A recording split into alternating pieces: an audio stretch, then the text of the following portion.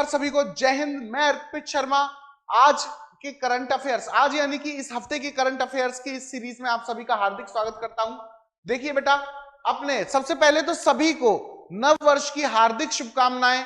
सभी का ये साल बहुत ही ज्यादा मंगलमय हो और मैं बोलता हूं कि जितने भी हमारे प्यारे स्टूडेंट्स हैं सब लोग इस साल सिलेक्शन ले लें, कंप्लीट सिलेक्शन ले लें सब लोग इस बार। ठीक है, चलिए तो अपने 25/12/2022 से लेकर कब तक के 31/12/2022 तक के जो करंट अफेयर्स हैं उनकी बात करेंगे। तो जो लास्ट ईयर के लास्ट दिन तक के करंट अफेयर हैं वो हम यहां तक पढ़ने वाले हैं। तो अपना जो पहला क्वेश्चन है वो ये रहा आपके सामने। किस भारतीय रेसलर को United world wrestling rising star of the year award से नवाजा गया है? ठीक है, किस भारतीय रेसलर को United world wrestling rising star of the year award से नवाजा गया है? राइजिंग स्टार का मतलब उभरता हुआ सितारा, खेल में उभरता हुआ सितारा। तो वो किसको नवाजा गया है बेटा? वो नवाजा गया है किसको? अंतिम पंघाल को। अंतिम पंघाल भारत की महिला बॉक्सर हैं, उनको United world wrestling rising star award से नवाजा गया है। अब जानते हैं, देखिए इस क्वेश्चन की डिटेल्स। तो देखिए बेटा, भारतीय स्टार महिला रेसलर अंतिम पंघाल को United world wrestling rising star of the year सम्मान से नामित किया गया है। अंतिम पंघाल अंडर 20 रेसलिंग चैंपियनशिप में गोल्ड जीतने वाली पहली महिला रेसलर बनी है। ठीक है, पिछले ही साल सितंबर महीने में वर्ल्ड रेसलिंग अंडर 20 चैंपियनशिप में गोल्ड जीतने वाली पहली महिला रेसलर बनी थी अंतिम पंघाल। ये अंतिम पंघाल की आप फोटो भी देख सकते हैं यहाँ पर। अंतिम पंघाल की, वह हरियाणा के हिसार जिले की रहने वाली है। कहां की है भैया? हिसार की छोरी से हैं, हिसार की रहने वाली हैं। और अंडर 23 चैंपियनशिप से सिल्वर मेडल भी इन्होंने जीता है। अंडर 20 में, अच्छा अंडर 20 में तो इन्होंने बहुत पहले जीता था, सॉरी माफ कीजिएगा। अंडर 23 चैंपियनशिप में इन्होंने सिल्वर जीता है और अंडर 23 में भी सिल्वर जीतने वाली भारत की पहली महिला रेसलर बन गई है। कौन? अंतिम पंघाल। ये अंतिम पंघाल की फोटो भी देख सकते हैं आप, और इन्हीं को ही राइजिंग स्टार अवार्ड के लिए नामित किया गया है। चलिए अगला क्वेश्चन, राष्ट्रीय किसान दिवस कब मनाया जाता है? राष्ट्रीय किसान दिवस बेटा देखिए याद रखिएगा, राष्ट्रीय किसान दिवस, नेशनल फार्मर्स डे जो है वो हर साल कब मनाया जाता है? 23 दिसंबर को, 23 दिसंबर को मनाया जाता है। किसकी याद में मनाया जाता है? यह मनाया जाता है पूर्व प्राइम मिनिस्टर चौधरी चरण सिंह की याद में। चौधरी चरण सिंह की याद में मनाया जाता है यह राष्ट्रीय किसान दिवस। अब जानते हैं इस क्वेश्चन की डिटेल्स के बारे में। तो देखिए, राष्ट्रीय किसान दिवस 23 दिसंबर को मनाया जाता है। यह भारत के 5वें प्रधानमंत्री, 5वें नंबर के प्रधानमंत्री थे। कौन? चौधरी चरण सिंह। चौधरी चरण सिंह साहब हैं, आप इनकी फोटो भी देख सकते हैं, तस्वीर भी देख सकते हैं। अच्छा, चौधरी चरण सिंह जो है 5वें नंबर के थे। पहले थे जवाहरलाल नेहरू, दूसरे लाल बहादुर शास्त्री, तीसरी इंदिरा गांधी, चौथे मोरारजी देसाई, और 5वें प्रधानमंत्री कौन बने थे? 5वें प्रधानमंत्री चौधरी चरण सिंह बने थे। हालांकि कार्यकाल इनका ज्यादा लंबा नहीं रहा, लेकिन फिर भी छोटे से कार्यकाल में इन्होंने इतना नाम बना लिया पूरे देश में कि इनके नाम से किसान दिवस, किसान बैकग्राउंड से आते थे और इन्हीं के नाम से किसान दिवस मनाया जाता है। इस दिन किसानों के महत्व और उनके आर्थिक योगदान के बारे में लोगों को शिक्षित करने के लिए देश भर में जागरूकता और गतिविधि पहलों का आयोजन किया जाता है। ठीक है, यानी कि किसानों ने देश के लिए क्या योगदान किया और किसानों का क्या कंट्रीब्यूशन है देश के प्रति, इस चीज से जागृत करने के लिए लोगों को अधिक से अधिक बताया जाता है। किसानों के प्रति सम्मान ऐसा इसलिए किया जाता है ताकि, देखिए बेटा, लाल बहादुर शास्त्री जी ने भी कहा था जय जवान जय किसान। ठीक है, जवानों की जय और किसानों की जय। किसान और जवान के बिना कोई भी देश इनकम्प्लीट रहता है, इसीलिए किसानों के महत्व को बताने के लिए इस दिवस को मनाया जाता है। जानते हैं चौधरी चरण सिंह जी के बारे में। तो देखिए बेटा, चौधरी चरण सिंह जी का जन्म जाट परिवार में 23 दिसंबर 1902 में उत्तर प्रदेश के मेरठ जिले के चौधरी मीर सिंह के परिवार में हुआ था। इनके फादर कौन थे? चौधरी मीर सिंह थे। इनके यहां पर जन्म हुआ था 23 दिसंबर 1902, और इसी 23 दिसंबर को इन्हीं के जन्मदिन के अवसर पर क्या मनाया जाता है? जो राष्ट्रीय किसान दिवस है वो मनाया जाता है। इनके परिवार का संबंध 1857 की लड़ाई में हिस्सा लेने वाले राजा नाहर सिंह के परिवार से था। देखिए, इनका संबंध किससे था? राजा नाहर सिंह के परिवार से था, जो कि कौन, जिन्होंने किसमें हिस्सा लिया था? जिन्होंने 1857 का जो आंदोलन हुआ था, 1857 की जो क्रांति हुई थी उसमें हिस्सा लिया था, उसी परिवार से बिलोंग करते थे। अब भाई लड़ाकू लोगों के परिवार से थे। 1923 में यह विज्ञान के स्नातक हुए। 2 वर्षों बाद 1925 में कला में स्नातकोत्तर की, यानी कि स्नातक का मतलब ग्रेजुएट और स्नातकोत्तर का मतलब पोस्ट ग्रेजुएट, पोस्ट ग्रेजुएशन की 1925 में। इसके बाद में वकील की पढ़ाई करी। गाजियाबाद में वकालत का, गाजियाबाद में क्या करने लगे, वकालत करने लगे। गाजियाबाद जो आज जिला है, कहां पर, उत्तर प्रदेश में। और इनका विवाह गायत्री देवी से हुआ। किससे हुआ? गायत्री देवी इनकी पत्नी का नाम था। 1929 में चौधरी चरण सिंह ने भारत के स्वतंत्रता आंदोलन में प्रवेश किया। सर्वप्रथम इन्होंने गाजियाबाद में कांग्रेस का गठन किया। गाजियाबाद में कांग्रेस के जो संस्थापक थे ना, वो चौधरी चरण सिंह ही थे। चौधरी चरण सिंह ने स्थापना की थी गाजियाबाद में किसकी? कांग्रेस पार्टी की, 1929 में। ठीक है। इसके बाद में 1930 में गांधी जी द्वारा चलाए गए सविनय अवज्ञा आंदोलन में नमक कानून तोड़ने का आह्वान किया। चौधरी चरण सिंह ने गाजियाबाद की सीमा पर बहने वाली हिंडन नदी पर नमक बनाया एवं दांडी मार्च में भी भाग लिया। सविनय अवज्ञा आंदोलन का सुना होगा, गांधी जी ने दांडी मार्च किया था, उसमें नमक आंदोलन, नमक कानून तोड़ा था, जो अंग्रेजों ने नमक के लिए प्रतिबंध लगा रखे थे वो। तो इसी क्रम में हिंडन नदी के किनारे क्या जो चौधरी चरण सिंह थे, उन्होंने भी नमक बनाकर नमक कानून आंदोलन, नमक कानून का क्या किया, उसको वो तोड़ा। इन्होंने 6 माह के लिए जेल भी जाना पड़ा, 6 माह के लिए कैद भी हुई। फरवरी 1937 में इन्हें विधानसभा के लिए चुन लिया गया। जो स्टेट लेजिस्लेटिव असेंबली होती है उसके लिए चुनी गई। 31 मार्च 1938 को उन्होंने कृषि उत्पाद बाजार विधेयक पेश किया। कौन सा विधेयक? कृषि उत्पाद बाजार विधेयक, जो किसानों के हित में था। यह विधेयक सर्वप्रथम 1940 में पंजाब द्वारा अपनाया गया था। क्वेश्चन ये भी पूछा जाता है, सबसे पहले कृषि उत्पाद बाजार विधेयक किसके द्वारा बनाया गया? कृषि उत्पाद बाजार विधेयक सबसे पहले चौधरी चरण सिंह के द्वारा पेश किया गया था, जिसे सबसे पहले किसने अपनाया था? जिसे सबसे पहले पंजाब ने अपनाया था। आजादी के बाद चौधरी चरण सिंह 1952 में उत्तर प्रदेश में राजस्व मंत्री बने। उत्तर प्रदेश की जो सरकार बनी उसमें राजस्व मंत्री बने चौधरी चरण सिंह। किसानों के हित में कार्य करते रहे। 1952 में जमींदारी उन्मूलन विधेयक पारित किया। जमींदारों से किसानों की जमीन को छुड़ाने के लिए जमींदारी उन्मूलन विधेयक जो है वो भी चौधरी चरण सिंह ने पास किया। इसके बाद में इस विधेयक के कारण 2700 पटवारियों ने त्यागपत्र दे दिया था। 27,000 आंदोलन हुआ था ये बहुत बड़ा उत्तर प्रदेश में। 27,000 पटवारियों ने क्या दे दिया था? इसके विरोध में त्यागपत्र दे दिया था। इन्होंने निडरता के साथ स्वीकार किया एवं किसानों को पटवारी के आतंकी वातावरण से आजाद किया और स्वयं ने लेखपाल पद संभाला और नए पटवारी को नियुक्ति दी, जिसमें 18 हरिजनों के लिए आरक्षित किया गया। 18% सीटें हरिजनों के लिए आरक्षित की गई। ठीक है, 18% सीट जो है हरिजनों के लिए आरक्षित की थी। तो जो निचले तबके के लोग आते थे उनके लिए भी बहुत ज्यादा प्रेरणा स्रोत थे। मोरारजी देसाई के कार्यकाल में चौधरी चरण सिंह उप प्रधानमंत्री बने एवं गृह मंत्री बने। गृह मंत्री और उप प्रधानमंत्री दोनों पद संभाले चौधरी चरण सिंह ने। इसी शासन काल के दौरान चौधरी चरण सिंह और मोरारजी देसाई के बीच मतभेद बढ़ गए, इन दोनों के बीच दूरियां बढ़ गई, मतभेद बढ़ गए। ठीक है, इसके बाद चरण सिंह ने बगावत कर दी, वह जनता दल पार्टी छोड़ दी। इससे मोरारजी देसाई की सरकार गिर गई। चौधरी चरण सिंह ने जनता जो पार्टी की सरकार है उसको छोड़ दिया, इनके बीच तकरार बढ़ गई थी, तो इससे मोरारजी देसाई की सरकार टूट गई, गिर गई। कांग्रेस और दूसरी पार्टी के समर्थन से चौधरी चरण सिंह 28 जुलाई 1979 को प्रधानमंत्री पद संभाला।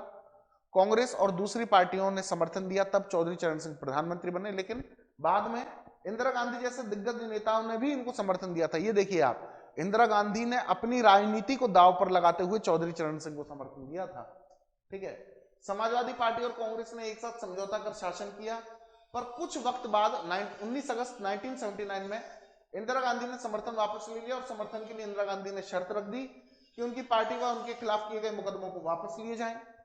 इमरजेंसी लगाई थी। इमरजेंसी के दौरान इंदिरा गांधी पर जांचें चली, तो इंदिरा गांधी के लिए जो कमीशंस बने थे उनके लिए कहा गया कि जो जांच चल रही हैं उन जांच को वापस ले लो। इंदिरा गांधी ने कहा, चौधरी चरण सिंह ने कहा नहीं, ये मेरे उसूलों के खिलाफ है, और चौधरी चरण सिंह ने उसूलों से समझौता ना करते हुए अपने प्रधानमंत्री पद से क्या दे दिया? इस्तीफा दे दिया। इसलिए उन्होंने शर्त को स्वीकार नहीं किया और सिद्धांतों के विरुद्ध ना जाकर उन्होंने क्या दे दिया? प्रधानमंत्री पद से इस्तीफा दे दिया। चौधरी चरण सिंह इतिहास में एक चीज के लिए और चर्चित है। चौधरी चरण सिंह वो प्रधानमंत्री रहे जो प्रधानमंत्री रहते हुए एक दिन भी संसद नहीं गए थे, एक दिन भी ये संसद का चेहरा नहीं देख पाए थे। ठीक है, चलिए बढ़ते हैं आगे। अगला क्वेश्चन, भारत सरकार ने हाल ही में नेजल कोविड वैक्सीन के रूप में किस कंपनी की वैक्सीन को मंजूरी दी है? तो याद रखिएगा बेटा, नेजल कोविड वैक्सीन यानी कि जो नाक से वैक्सीन लगाई जा सकते हैं। बच्चे रोते हैं ना कि नहीं इंजेक्शन नहीं, तो उनको इंजेक्शन से देने की जरूरत नहीं है, नाक के थ्रू डायरेक्ट दी जा सकती है। नेजल कोविड वैक्सीन है और ये किसने विकसित की है? भारत बायोटेक ने डेवलप की है। किसने? भारत बायोटेक ने इसको डेवलप किया है। डिटेल्स जानते हैं इस क्वेश्चन की। तो देखिए, भारत सरकार ने भारत बायोटेक की नेजल कोविड वैक्सीनेशन के बूस्टर डोज को मंजूरी दे दी है। देखिए बूस्टर डोज में काम आएगी, जैसा कि आप सभी को पता है, और मैं आप लोगों से वापस बोल देता हूं ये चीज कि भैया कोविड जो है पूरे वर्ल्ड में दोबारा से फैल रहा है। आप सभी से हमारी हम्बल रिक्वेस्ट है कि प्लीज सतर्कता बना लीजिए, वरना बेटा 2020 से भी बुरे हालात होंगे। 2020 में तो फिर भी कुछ नहीं हुआ था, 2021 से भी बुरे हालात हो जाएंगे। ठीक है, जो प्रिकॉशंस हैं वो अपनाने लग जाइए दोबारा से। स्वास्थ्य मंत्रालय के अधिकारियों के अनुसार 18 वर्ष से अधिक आयु के किसी भी व्यक्ति के लिए नेजल टीकाकरण को मंजूरी दी गई है। ये जो नेजल वैक्सीन है केवल किसको दी जाएगी? एज अ बूस्टर डोज दी जाएगी और 18 प्लस वालों को दी जाएगी। ठीक है, कंपनी के अनुसार शुरुआती चरण में वैक्सीनेशन निजी अस्पतालों में बूस्टर खुराक के लिए उपलब्ध होगी, साथ ही यह कोविन पोर्टल पर भी उपलब्ध कराई जाएगी। कोविन पोर्टल जो है, जो सरकार ने कोविड से बचाव के लिए लॉन्च किया था, उस पोर्टल पर भी ये जो वैक्सीन की डिटेल्स हैं वो वहां पर भी उपलब्ध कराई जाएंगी। कि मतलब कोविन जो है वो हमको ये बताता है किस किस वैक्सीनेशन सेंटर पर अभी हमारे नजदीकी वैक्सीनेशन सेंटर पर वैक्सीनेशन चालू है। ठीक है, चलिए बढ़ते हैं आगे। अच्छा, ये भारत बायोटेक कंपनी का आप लोगो देख सकते हैं, ये भारत बायोटेक कंपनी का लोगो है। अगला क्वेश्चन, इंटरनेशनल स्पेस रजिस्ट्री ने किसके नाम पर एक तारे का नामकरण किया है? एक तारा रखा गया है, एक प्रसिद्ध भारतीय के नाम पर रखा गया है। तो वो तारा किस भारतीय के नाम पर रखा गया है? तो याद रखिए बेटा, हाल ही में ये जो तारा है ये भारत के पूर्व दिवंगत प्रधानमंत्री श्री अटल बिहारी वाजपेयी जी के नाम पर रखा गया है। अटल बिहारी वाजपेयी, इनकी वो दो पंक्तियां बेटा आज भी मेरे को प्रेरणा स्रोत का काम करती हैं। कौन सी दो पंक्तियां? हार नहीं मानूंगा, रार नहीं ठानूंगा, काल के कपाल पर लिखता मिटाता हूं, गीत नया गाता हूं, गीत नया गाता हूं। ठीक है, चलिए भारत रत्न अटल बिहारी वाजपेयी की जयंती पर को चिन्हित करते हुए औरंगाबाद की भाजपा यूनिट ने बताया कि तारे का नाम इनके नाम पर रखा गया है। यह तारा पृथ्वी से 392.01 प्रकाश वर्ष दूर है। देखिए पृथ्वी से जो तारों की दूरी है वो प्रकाश वर्ष में मापी जाती है, तो इसकी प्रकाश वर्ष दूरी कितनी है? 392.01 मीटर स्थित है और ये सूर्य के सबसे निकट का तारा है। पृथ्वी जो सूरज है ना, सूरज के सबसे पास जो तारा खोजा गया है वो वाला तारा है, स्पेशल भी है ये। ठीक है, और उसका नाम रखा गया है किसके नाम पर? अटल बिहारी वाजपेयी जी के नाम पर। 25 दिसंबर 2022 को अंतरराष्ट्रीय अंतरिक्ष रजिस्ट्री, यानी कि इसका पूरा नाम है इंटरनेशनल स्पेस रजिस्ट्री, में अटल बिहारी वाजपेयी जी के नाम पर रजिस्टर कराया गया है, जिसका रजिस्ट्रेशन नंबर देख लीजिए भैया, रजिस्ट्रेशन नंबर भी है CX16408US। ठीक है, CX16408। हाँ बिल्कुल सही है बेटा, मेरे को याद भी हो गया। ठीक है, क्या है? CX16408US। ठीक है, ये इस तारे को नाम दिया गया है, रजिस्ट्रेशन नंबर है, सॉरी नाम नहीं दिया गया, इस तारे का रजिस्ट्रेशन नंबर है। इंटरनेशनल स्पेस रजिस्ट्री, तो ये क्या है? तो देखिए भैया, इंटरनेशनल स्पेस रजिस्ट्री अनौपचारिक रूप से तारों का नामकरण करने का अधिकार देता है, यानी कि ये अनऑफिशियली करता है इन तारों के नामों का जो अनाउंसमेंट है वो। इसकी स्थापना 1979 में की गई थी। अक्सर ये नामकरण उपहार या स्मृति शेष के लिए किए जाते हैं और ये नाम your place in the comics book में दर्ज होते हैं। कौन सी बुक में? ये भी याद रखिएगा, कौन सी बुक में दर्ज होते हैं ये नाम? Your place in the comics book, your place in the comics book में ये नाम दर्ज होते हैं। ये नाम याद रखिएगा आप लोग। ठीक है, इस नामों को वैज्ञानिक या खगोलीय कम्युनिटी द्वारा दर्जा प्राप्त नहीं होता है। वैज्ञानिक जो है ना, ये इंटरनेशनल स्पेस रजिस्ट्री अपनी पहचान के लिए देती है ये नाम। जो साइंटिस्ट होते हैं वो इनको इन नाम से नहीं जानते, तो ये भी याद रखिएगा आप लोग साथ के साथ में। ठीक है, चलिए अगला क्वेश्चन, हाल ही में नेपाल के नए पीएम के रूप में किसने शपथ ली है? नेपाल के नए प्राइम मिनिस्टर कौन बने हैं? तो याद रखिएगा बेटा, नेपाल के जो नए प्राइम मिनिस्टर हैं वो कौन बने हैं? पुष्प कमल दहल प्रचंड है। कितना बड़ा नाम है, पुष्प कमल दहल प्रचंड। ये तो मतलब बिल्कुल चलिए, तो पुष्प कमल दहल प्रचंड जो है ये क्या बने हैं? नेपाल के नए प्राइम मिनिस्टर के रूप में इन्होंने अभी फिलहाल शपथ ली है। अब जानते हैं, देखिए इस क्वेश्चन की डिटेल्स। तो देखिए बेटा, ये दहल साहब की फोटो आप देख सकते हैं। नेपाल में विपक्षी कौन? सीपीएन। देखिए सीपीएन का मतलब क्या है? कम्युनिस्ट पार्टी ऑफ नेपाल, ठीक है ना। कम्युनिस्ट पार्टी ऑफ नेपाल जो है वो विपक्षी पार्टी है। और यूएमएल पार्टी है कहां की? नेपाल की। और अन्य छोटे दलों के साथ सीपीएन माओवादी सेंटर के अध्यक्ष पुष्प कमल दहल प्रचंड को अपना समर्थन दिया है और तीसरी बार नेपाल के प्रधानमंत्री बने हैं। अब आप लोग समझ रहे होंगे, आप लोग सोच रहे होंगे सर ये सीपीएन और ये सीपीएन माओवादी ये क्या है? मैं आप लोगों को एक चीज बताऊं बेटा, इंडिया के नेपाल से पहले ही एक तो रिश्ते ज्यादा, मतलब पहले शुरू में ठीक हुआ करते थे, पर पिछले कुछ सालों से, जब से मैंने बताया था वो लिपुलेख वाला जो केस है वो हुआ, तब से इंडिया के नेपाल से संबंध खराब हो गए। और अब एक चीज बताऊं मैं आपको, नेपाल के इंडिया से संबंध और खराब होने वाले हैं। क्यों खराब होने वाले हैं? क्योंकि नेपाल में जो सीएम, जो पीएम बने हैं, कौन बने? ये प्रचंड साहब, पुष्प कमल दहल प्रचंड। ये चाइना के बहुत खास माने जाते हैं।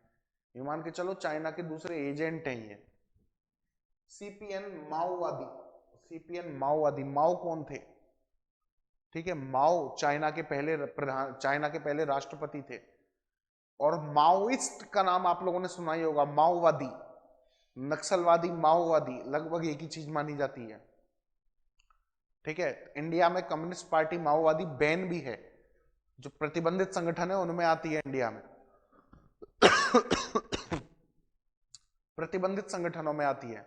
अब एक चीज बताओ भैया, माओवादी पार्टी का जो नेता है वो चाइना का क्या है? एक तरीके से चाइना का पाला हुआ टॉमी है। ठीक है, तो सिंपल सी बात मैं आपको बता देता हूं, जितना केपी शर्मा ओली जो थे ना, केपी शर्मा ओली सीपीएन के नेता हैं, कम्युनिस्ट पार्टी नेपाल के नेता हैं। ये कम्युनिस्ट पार्टी नेपाल माओवादी के नेता है। जितना केपी शर्मा ओली के समय खराब नहीं हुए संबंध, उससे ज्यादा संबंध अब खराब होने वाले हैं। आप लिख के ले लीजिएगा ये वाली चीज। चाइना एक्चुअली, चाइना की ही एक तरीके से मैं कहूं तो चाइना की ही चाल है ये भी। एक तरीके से पैसा खिलाकर चाइना ने जो वहां की सरकार है उसको पलटवा दिया। क्यों? ताकि इंडिया को हर तरफ से घेरा जा सके। इधर पाकिस्तान को देता है भीख, है ना, इधर नेपाल, इधर म्यांमार की तरफ से घेरने की कोशिश कर रहा है, म्यांमार से संबंध बढ़ा रहा है। श्रीलंका को तो उसने पूरी तरीके से कर्जे में डुबा दिया है। तो ये एक्चुअली नेपाल की प्लानिंग ये है कि किसी ना किसी तरीके से इस इंडिया को चारों तरफ से घेरा जाए। ठीक है, ये हकीकत बात है बिल्कुल। पूर्व प्रधानमंत्री केपी शर्मा ओली के नेतृत्व वाले विपक्षी सीपीएन यूएमएल सीपीएन माओवादी सेंटर, राष्ट्रीय स्वतंत्र पार्टी आरएसपी और अन्य छोटे दलों की एक महत्वपूर्ण बैठक में प्रचंड के नेतृत्व को स्वीकार करने पर सहमति बनी। लेकिन एक चीज याद रखना बेटा, ये जो सहमति बनी है ना, 2.5 साल के लिए बनी है। 2.5 साल के लिए जो प्रचंड है ये प्रधानमंत्री रहेंगे, 2.5 साल के लिए कोई और प्रधानमंत्री रहेगा। ठीक है, इनके बीच में ये डील भी हुई है। नए गठबंधन को 275 सदस्यीय प्रतिनिधि सभा में 165 सांसदों का समर्थन प्राप्त हुआ। कितने सदस्य हैं? 275। कितने का समर्थन मिला है? 165 का समर्थन मिला है। ठीक है, तो बहुमत तो मिल गया, जिसमें सीपीएन यूएमएल के 78, सीपीएन माओवादी कम्युनिस्ट जो है एमसी उसके 32, आरएसपी के 20, आरपीपी को 14, जीएसपी के 12, जनमत और 6, नागरिक उन्मुक्त पार्टी जो है उसके 3 वोट मिले हैं। नागरिक उन्मुक्त पार्टी तो भारत की समर्थक हुआ करती थी, ये क्यों चली गई इसके साथ में, ये समझ नहीं आ रहा। पर चलिए, राजनीति है। ठीक है, चलिए, तो ये पुष्प कमल दहल प्रचंड, जिनकी फोटो भी देख सकते हैं आप, ये बने हैं नेपाल के नए पीएम। अगला क्वेश्चन, रेलवे बोर्ड के नए चेयरमैन और सीईओ के रूप में किसे नियुक्त किया गया है?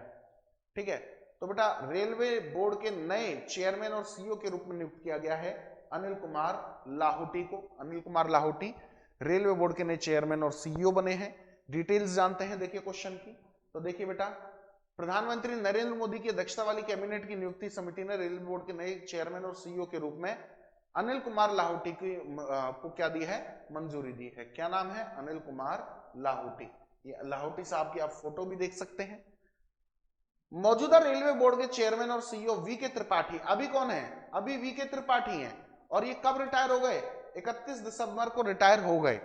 31 दिसंबर को रिटायर हो गए और उनकी जगह किसने ली है, उनकी जगह अनिल कुमार लाहौटी ने ली है। लाहौटी 1984 के इंजीनियर बैच के आईईएस, ठीक है, कौन से हैं, आईईएस अधिकारी हैं, इंडियन इंजीनियरिंग सर्विसेज आईईएस अधिकारी हैं। सरकार द्वारा एकीकृत रेलवे सेवा भारतीय रेल प्रबंधन सेवा को अधिसूचित किए जाने के बाद रेलवे बोर्ड प्रमुख की यह पहली नियुक्ति है। रेलवे बोर्ड प्रमुख की यह मतलब जब से एकीकृत रेलवे सेवा एकीकृत हुई है ना, उसके बाद से पहले अध्यक्ष बने हैं कौन, अनिल कुमार लाहौटी। रेलवे सेवा जब से एकीकृत हुई है, कौन कौन सी, एकीकृत रेलवे सेवा और रेलवे प्रबंधन सेवा, रेलवे मैनेजमेंट सिस्टम और इंटीग्रेटेड रेलवे सिस्टम, इसको मर्ज किया गया है। और इनके मर्ज होने के बाद पहले अध्यक्ष कौन बने हैं, अनिल कुमार लाहौटी बने हैं। ठीक है, चलिए अब जानते हैं अगले क्वेश्चन की तरफ। इंडियन आर्मी के अगले इंजीनियर इन चीफ के रूप में किसे नियुक्त किया गया है, इंडियन आर्मी के अगले इंजीनियर इन चीफ के रूप में किसे नियुक्त किया गया है। ठीक है, तो ये नियुक्त किया गया है लेफ्टिनेंट जनरल अरविंद वालिया को। किसको नियुक्त किया गया है, लेफ्टिनेंट जनरल अरविंद वालिया को नियुक्त किया गया है। और इन्होंने किसका स्थान लिया है, इन्होंने लेफ्टिनेंट जनरल हरपाल सिंह का स्थान लिया है। किसका स्थान लिया है, लेफ्टिनेंट जनरल हरपाल सिंह का स्थान लिया है। और इनकी ये नियुक्ति किसमें हुई है, इनकी नियुक्ति हुई है बीआरओ में। बीआरओ का मतलब बॉर्डर रोड्स ऑर्गेनाइजेशन। ठीक है, चलिए डिटेल्स के बारे में जानते हैं। तो देखिए, लेफ्टिनेंट जनरल अरविंद वालिया को भारतीय सेना के अगले इंजीनियर इन चीफ के रूप में नियुक्त किया गया है। ये अरविंद वालिया साहब की आप फोटो भी देख सकते हैं। वह लेफ्टिनेंट जनरल हरपाल सिंह का स्थान लेंगे जो 21 दिसंबर को रिटायर हो रहे हैं। 31 दिसंबर को रिटायर हो गए हरपाल सिंह। हरपाल सिंह की जगह ली है किसने, वालिया साहब ने, अरविंद वालिया साहब ने। वालिया भारतीय सैन्य अकेडमी जो आईएनए है, ठीक है, उसमें देहरादून के पूर्व छात्र हैं। वह सिकंदराबाद में कॉलेज ऑफ डिफेंस मैनेजमेंट और दिल्ली में राष्ट्रीय रक्षा कॉलेज में भी इंस्ट्रक्टर रह चुके हैं। ठीक है, जो नेशनल डिफेंस एकेडमी है, नेशनल डिफेंस एकेडमी में भी इंस्ट्रक्टर की पोस्ट पर रह चुके हैं वालिया साहब। बहुत एक्सपीरियंस पर्सन है और अच्छी बात है, एक्सपीरियंस पर्सन लोग जब इस तरीके से अपॉइंटमेंट मिलती है तो बहुत खुशी फील होती है। ठीक है, चलिए अगला क्वेश्चन। केंद्रीय मंत्री अनुराग सिंह ठाकुर ने किस शहर में खेल विज्ञान केंद्र, स्पोर्ट्स साइंस सेंटर जो है उसकी स्थापना की है। तो याद रखिएगा, ये स्पोर्ट्स साइंस सेंटर की जो स्थापना है वो कहां की गई है, वो की गई है अमरावती में। ठीक है, अब जानते हैं देखिए इस क्वेश्चन की डिटेल्स के बारे में। तो सॉरी, अमरावती नहीं, माफ कीजिएगा बेटा, ये अमरावती में नहीं, उडुपी में की गई है, माफ कीजिएगा। ठीक है, उडुपी में की गई है। उडुपी कहां पड़ता है, कर्नाटक में पड़ता है। केंद्रीय युवा कार्यक्रम और खेल मंत्री अनुराग सिंह ठाकुर ने उडुपी कर्नाटक में खेल विज्ञान केंद्र का उद्घाटन किया। ये आप देख सकते हैं, ये उसी उद्घाटन के दौरान की ही फोटो है, उसी कार्यक्रम के दौरान की फोटो है जब ये उद्घाटन कर रहे थे। यह स्पोर्ट्स साइंस सेंटर एथलीटों और खेल वैज्ञानिकों का एक मंच पर लाएगा, एक स्टेज प्रोवाइड कराएगा। किस किस को, एथलीट को, और जो स्पोर्ट्स साइंटिस्ट होते हैं ना उनको इंटीग्रेटेड रूप से एक ही जो मंच होता है वो प्रोवाइड कराएगा। ये सरकार ने 5 साल की अवधि के दौरान खेल सुविधाओं में सुधार के लिए 2700 करोड़ रुपए और खेलो इंडिया गेम्स के लिए 3136 करोड़ रुपए का भी निवेश किया है। साथ ही साथ में देखिए, इन दो डिटेल्स के साथ में ये डिटेल्स भी याद रखना, गवर्नमेंट ऑफ इंडिया ने 3136 करोड़ रुपए का जो इन्वेस्टमेंट है वो किया है किसके लिए, स्पोर्ट्स डेवलपमेंट के लिए। ठीक है, चलिए अगला क्वेश्चन। पहले KR गौरी अम्मा नेशनल अवार्ड से किसे सम्मानित किया गया है। तो याद रखिएगा बेटा, पहले KR गौरी अम्मा अवार्ड से जो सम्मानित किया गया है वो किया गया है एलिडा गुएरा को। किसको, एलिडा गुएरा को सम्मानित किया गया है। डिटेल्स जानते हैं। तो देखिए, पहले KR गौरी अम्मा नेशनल अवार्ड की घोषणा कर दी गई है। यह क्यूबा की social activist doctor Elida Guerra. Elida Guerra की आप फोटो भी देख सकते हैं। एलिडा गुएरा जो है किस देश से है, क्यूबा से है। क्यूबा से ही एक और बहुत फेमस पर्सन थे। चलिए मैं आपको आज एक टास्क दे रहा हूं, आपको बताना है उनके बारे में। उनका भी सरनेम गुएरा था और कम्युनिस्टों के बहुत बड़े नेता कहे जाते हैं पूरे वर्ल्ड में। कौन थे वो? कमेंट बॉक्स में आप लोग नाम बताइएगा, ठीक है। कौन थे वो नेता जो गुएरा ही सरनेम था और क्यूबा से ही थे, कम्युनिस्टों के बहुत बड़े नेता थे। यह अवार्ड गौरी फाउंडेशन द्वारा स्थापित किया गया है। डिटेल्स के बारे में जानते हैं। तो देखिए, डॉक्टर एलिडा गुएरा क्यूबा की एक ह्यूमन राइट एक्टिविस्ट हैं जो क्यूबा में विकलांग बच्चों के रहने के लिए 2 घरों को संचालन करती हैं, 2 हाउसेस चलाती हैं उन बच्चों के लिए जो विकलांग हैं, ठीक है। साथ ही घरेलू समस्याओं से जूझ रहे शरणार्थी बच्चों के लिए भी 2 केंद्रों का संचालन करती हैं। जो रिफ्यूजी बच्चे होते हैं उनके लिए भी सेंटर चलाती हैं। डॉक्टर एलिडा क्यूबा के मेडिकल मिशन की एक एक्टिव मेंबर हैं जो लैटिन अमेरिका के बच्चों के साथ स्वास्थ्य प्रोफाइल को बेहतर करने का कार्य करती हैं। विकलांग बच्चों के पुनर्वास के अतिरिक्त वह विकासशील देशों के ऋण राहत प्रदान करने के लिए भी प्रयास रहते हैं। इन्हीं प्रयासों के लिए उनको सम्मानित किया गया है, ठीक है। चलिए, अच्छा, के.आर. गौरी अम्मा जिनके नाम से अवार्ड है उनके बारे में जान लीजिए। के.आर. गौरी अम्मा भारत में वामपंथी आंदोलन की सबसे प्रमुख नेताओं में से एक रही थी। लेफ्टिस्ट जो आंदोलन हुए ना, उनकी प्रमुख नेताओं में से एक रही थी। साथ ही वह एक भारतीय राजनेता और केरल राज्य की पहली रेवेन्यू मिनिस्टर भी बनी थी। केरल की पहली रेवेन्यू मिनिस्टर, केरल में जो पहली कम्युनिस्ट सरकार बनी थी, किसके नेतृत्व में? केरल में पहली जो सरकार बनी थी पूरे वर्ल्ड में, पहली बार कम्युनिस्ट पार्टी की चुनी हुई सरकार जो थी वो केरल में चुनी गई थी पूरे वर्ल्ड में। कम्युनिस्ट पार्टी क्योंकि हर देश में है, तो कम्युनिस्ट पार्टी की पहली चुनी हुई सरकार भारत से थी, केरल से। इसके सीएम जो है वो निम्बूरीपाद बने थे। वह केरल विधानसभा में दूसरी सबसे लंबे समय तक रहने वाली विधायक थी और पहले केरल सरकार में अंतिम जीवित सदस्य भी थी, ठीक है। इसके बाद में उन्होंने पॉलिटिकल पार्टी जनप्रतिनिधि संरक्षण समिति का गठन किया और उसका नेतृत्व भी किया। उन्होंने कुल 17 विधानसभा चुनाव लड़े थे, जिनमें से 13 बार उन्होंने जीत हासिल की थी। 17 बार चुनाव लड़े थे, ठीक है। उन्होंने आत्मकथा नामक एक बायोग्राफी प्रकाशित की थी, जो उनकी ऑटोबायोग्राफी है।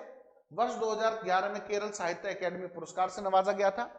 के.आर. गौरी अम्मा का 11 मई 2021 को 102 साल की एज में, सेंचुरी पूरी करके गई थी, चिंता मत कीजिए। 102 साल की उम्र में क्या हुआ था? निधन हो गया था इनका, ठीक है। चलिए, अगला क्वेश्चन। इंडियन आर्मी ने पहले 3D प्रिंटेड हाउस का उद्घाटन किस शहर में किया है? तो याद रखिएगा बेटा, इंडियन आर्मी ने पहले 3D प्रिंटेड हाउस का उद्घाटन अहमदाबाद में किया है, ठीक है। डिटेल्स के बारे में जानते हैं। तो देखिए, इंडियन आर्मी ने अहमदाबाद कैंट क्षेत्र में सैनिकों के लिए पहले अपना 3D प्रिंटेड हाउस यूनिट जो है उसका उद्घाटन किया है। ये सच में आप देखेंगे ना, इल्यूजन क्रिएट होता है इस वाले हाउस से। आप फोटो में भी जब देखेंगे इसको गौर से तो थोड़ा सा इल्यूजन क्रिएट होता है। इसका निर्माण मिलिट्री इंजीनियरिंग सर्विसेज ने MICOB प्राइवेट लिमिटेड कंपनी के सहयोग से किया है। यह ग्रीन जोन मानकों के जोन 3 अर्थक्वेक मानक के आधार पर तैयार किया गया है। अर्थक्वेक प्रूफ है ये वाला हाउस, और इसके निर्माण में 3D रैपिड कंस्ट्रक्शन टेक्नोलॉजी का प्रयोग किया गया है। अच्छा, 3D रैपिड कंस्ट्रक्शन टेक्नोलॉजी से भारत में पहला जो हाउस है वो किसने बनाया था? भारत में पहला हाउस 3D रैपिड टेक्नोलॉजी से वो किसने बनाया था? मद्रास यूनिवर्सिटी के स्टूडेंट्स थे, उन्होंने बनाया था, ये भी याद रखिएगा। अगला क्वेश्चन, रेलवे मंत्रालय के स्टेशन पुनर्विकास अभियान के तहत घोषित नई योजना का नाम क्या है? तो याद रखिएगा बेटा, पुनर्विकास अभियान के लिए जो नई योजना बनाई है उसका नाम है अमृत भारत स्टेशन योजना। अमृत भारत स्टेशन योजना। डिटेल्स जानते हैं इस क्वेश्चन की। तो देखिए, रेल मंत्रालय ने कुछ वर्षों में 1000 से अधिक छोटे रेलवे स्टेशनों के आधुनिकीकरण के लिए योजना चलाई है।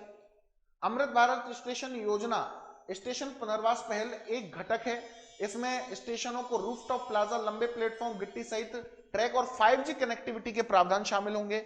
यह योजना उन सभी पुनर्विकास परियोजनाओं को समाहित कर लेगी जहां काम शुरू होना बाकी है। इस योजना का उद्देश्य रेलवे स्टेशन की मास्टर प्लान तैयार करना और सुविधाओं को बढ़ाने के लिए चरणों में मास्टर प्लान का क्रियान्वयन करना है।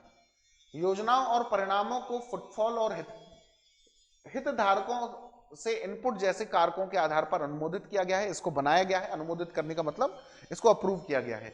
जोनल रेलवे को रेलवे के वरिष्ठ अधिकारियों की एक समिति द्वारा अनुमोदित चयन की जिम्मेदारी दी गई है। मॉडल में स्टेशनों को कम लागत वाले पुनर्विकास की परिकल्पना तैयार की जाएगी, यानी कि कम कॉस्टिंग में ज्यादा से ज्यादा जो काम है वो हो सके, इसके लिए इस वाली योजना को लॉन्च किया गया है। ठीक है, लास्ट क्वेश्चन अपना आज का, इजराइल के नए प्रधानमंत्री के रूप में किसने शपथ ली है? तो बेटा याद रखिएगा, इजराइल के नए प्रधानमंत्री के रूप में शपथ ली है बेंजामिन नेतन्याहू ने, जो पहले भी प्रधानमंत्री रह चुके हैं, अब दोबारा से प्रधानमंत्री बने हैं इजराइल के। बेंजामिन नेतन्याहू को एक बार फिर से इजराइल के प्रधानमंत्री के रूप में शपथ दिलाई गई है। कैबिनेट के साथ शपथ लेने से पहले उनकी सरकार ने संभावित 120 में से 63 वोट के साथ सरकार बनाने का दावा पेश किया। 120 लोग हैं इजराइल की पार्लियामेंट में, जिनमें से 63 वोट जो है वो बेंजामिन नेतन्याहू के पक्ष में है।